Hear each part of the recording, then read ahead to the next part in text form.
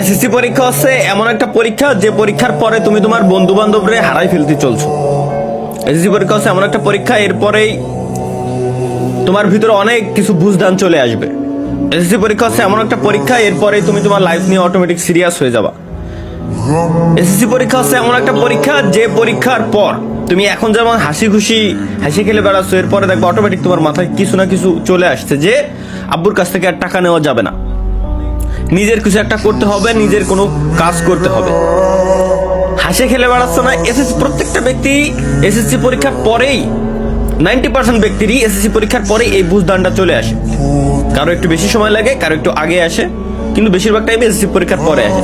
সুতরাং ভাইয়া হাসি খেলে বেড়াচ্ছ এখন, এই লাইফটা এনজয় করতেছো, এটা কিন্তু শেষ সময়।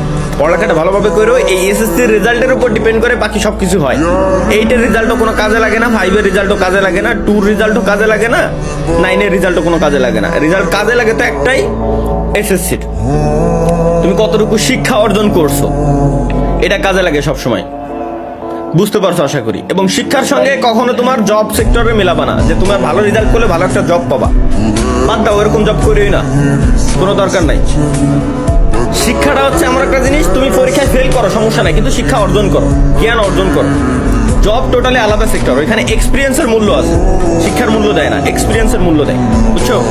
এই আমিও কিন্তু আমাদের অফিসে আমি যখন ইন্টারভিউ নেওয়ার সময় তার রেজাল্টটা দেখি, জাস্ট হচ্ছে রেজাল্টের উপর কি ডিপেন্ড করে, রেজাল্টের উপর ডিপেন্ড করে জাস্ট এতটুকুই যে সে কতটুকু শিক্ষিত এবং সে কেমন বুঝে, এইটুকুই, এছাড়া আর কিছুই না।